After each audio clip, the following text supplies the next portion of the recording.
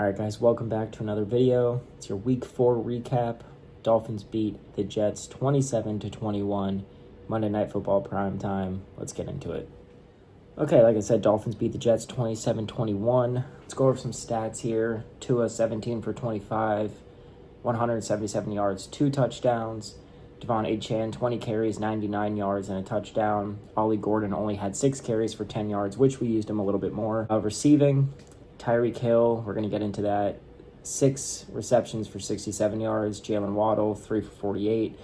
And Darren Waller, 3 for 27 and the 2 touchdowns. Now, moving on to the Jets side of the ball. Justin Fields, 20 for 27, 226 yards and a touchdown. Rushing, Breece Hall, 14 carries for 81 yards. And then Fields, 7 carries for 81 yards and a touchdown. Garrett Wilson, 6 receptions, 82 yards, and that touchdown at the end.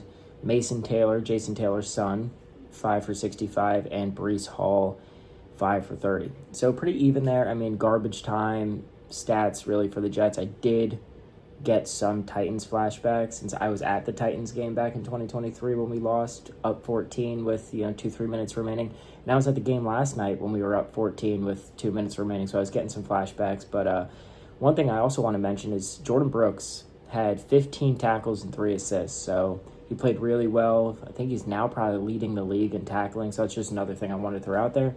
Well, let's get into the recap.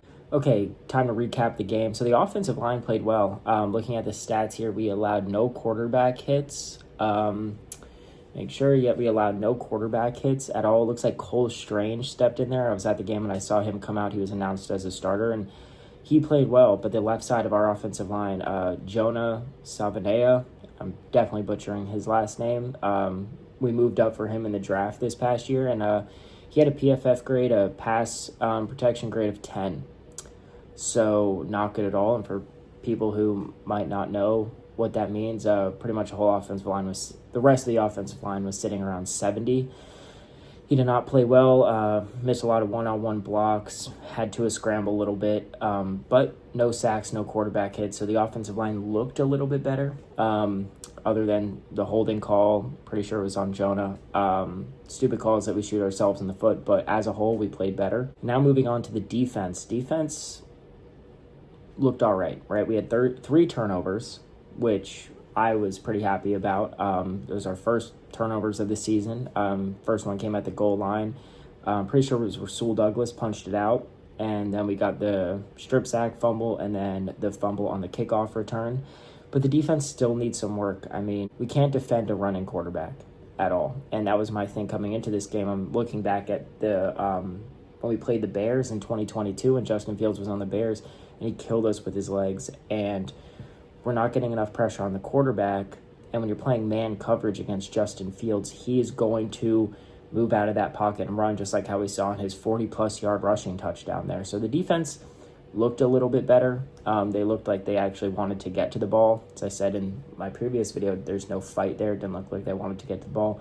They played a lot better today, or not today, yesterday, but there's still some things we need to work on as we move ahead in our season. We're playing the Panthers next week, not the best offense, but then you play the Chargers, right? You got Justin Herbert, and looking ahead even past that, you got the Ravens, then you got the Falcons, and the Falcons, we could say what you want about Penix, but they got Bijan Robinson. And looking at our defense now against the run, like I said, Breece Hall, 14 carries, 81 yards, Fields, 7 carries, 81 yards. I mean, Bijan Robinson will destroy our defense, but defense played a little bit better this game. And now we're going to get into the elephant in the room, is Tyreek Hill. So like I said, I was at the game yesterday, and you see that little pass out there to Tyreek. And when you're at the game, if you guys who haven't been to any games, they have 4 jumbotrons in the stadium, and usually after the game, they have the camera guys down there, and they show the player after the play. And I'm sitting there, and I'm looking to my left because that's like where the play went, because I'm sitting in the end zone. And you see Tyreek go down, then you look up at the jumbotrons, and you see his leg just bent out, and you could hear a pin drop in that stadium. So come to find out, it is dislocated and torn ligaments, including his ACL. Career ending, possibly. Season ending, 100%.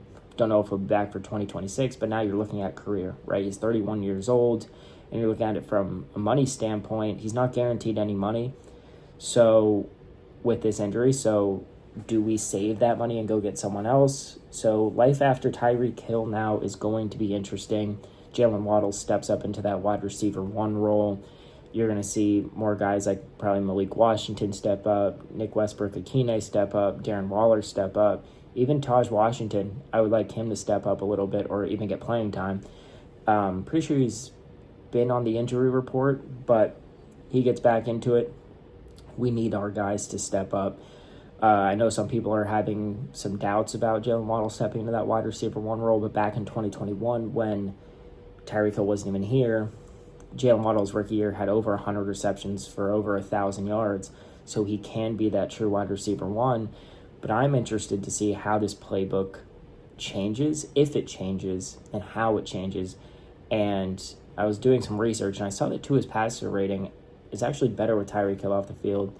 Now, I could be delusional, just trying to make a positive out of the negative here. But, of course, when you lose a player like Tyreek Hill, it sucks, and, it's really sad to see him go down, especially when you're at the game and, see him, kind of clapping and, appreciating the fan base for cheering him on as he's getting carted off the field. But I heard that the reason why he was smiling and clapping was to stop himself from passing out because he was in so much pain. So, apart from the Tyreek Hill injury, get into Tua a little bit. Like I said, 17 for 25, 177 yards, and 2 touchdowns. I think he played a good game, right? Missed a few passes, but I'm not going to let the stats speak for how his game went. Made the right decisions, stepped up in the pocket, evaded pressure in the pocket, made the throws that he had to make, and didn't make any stupid decisions. Again, now with Tyreek being out, we're going to see him, spread the ball around a little more and see how he can do. I know a lot of people say, Tyreek carried Tua, so now you're going to get that answer of is it Tyreek or is it Tua? But all in all, it was a good game. We're 1-3 going into Charlotte to play the Panthers on a short week on Sunday. Hopefully get that game put away and go to 2-3. But just a quick little recap of the game. Nothing crazy really happened play-wise other than the Tyreek Hill injury. But I'll be back here this week to do a preview of the Panthers game. Thank you.